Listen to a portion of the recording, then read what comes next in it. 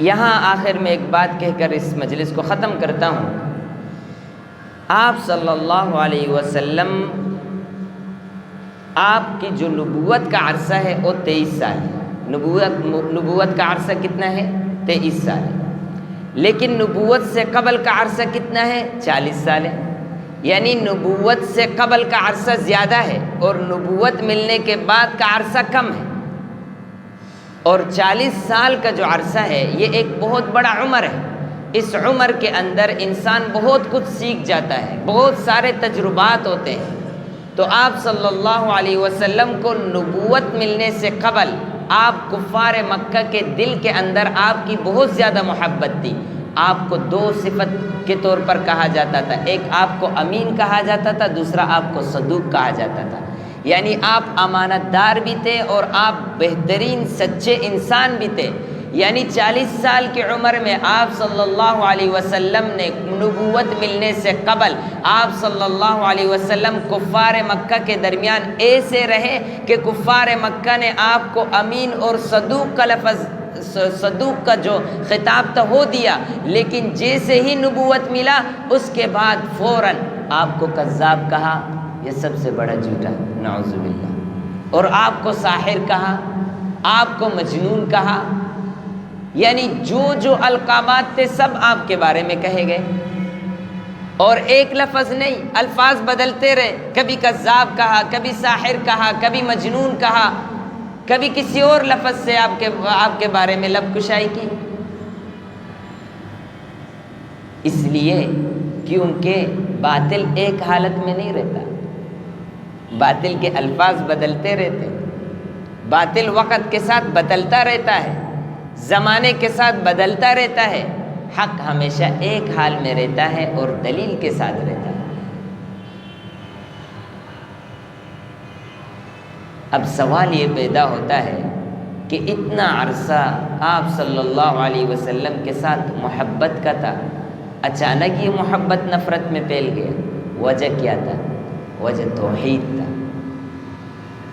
وجہ یہ تھا کہ آپ صلی اللہ علیہ وسلم نے فوراً اعلان کیا کہ ایک اللہ کے سامنے جھکو اور اس کے ساتھ کسی کو بھی شریک نہ کرو۔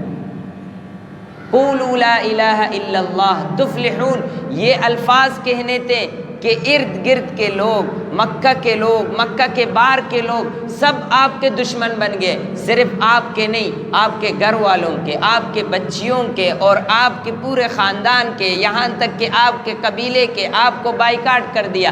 لیکن آپ صلی اللہ علیہ وسلم نے پھر بھی اس دعوت کے کام کو نہیں چھوڑا، امت کو یہ تبلیغ دی، یہ امت کو یہ سکھایا کہ ہمیشہ حق بات پر قائم رہو، ڈٹے رہو، اگرچہ پوری دنیا آپ کی مخالف ہے۔ یہ سیرت طیبہ سے لینے کی یہ چیزیں ہیں۔ اور آج آپ نے سنا کہ آپ صلی اللہ علیہ وسلم کا ساتھی حضرت ابوبکر تھا، اور یہ واقعات جو آپ کے سامنے میں بیان کرتا ہوں یہ باقاعدہ احادیث کی روشنی میں ہے، یہ احادیث سے لی گئی ہیں، یہ تاریخ احادیث سے لی گئی ہیں، یہ کسی کے اپنے پیٹ کے الفاظ نہیں ہیں بلکہ یہ احادیث کے الفاظ ہیں۔ اور اسی طریقے پر جب آپ صلی اللہ علیہ وسلم نے فرمایا کہ یا ابا بکر ما ظنک باثنین واللہ ثالثہما، اس ثالث سے مراد حضرت واللہ ثالثہما، اس اثنین سے مراد حضرت ابو بکر اور رسول اللہ صلی اللہ علیہ وسلم ہے۔ اور اسی طرح آیات کے اندر جو اللہ تعالیٰ نے فرمایا اذ ہما فی الغار، اس ہما کی ضمیر کے اندر بھی 2 میں سے ایک حضرت ابو بکر ہے۔ جب قرآن کی یہ واضح آیات حضرت ابو بکر کے اوپر دلیل ہے تو پھر کون ہے کہ حضرت ابو بکر کے اسلام پر سوال کرے، حضرت ابو بکر کے ایمان پر سوال کرے؟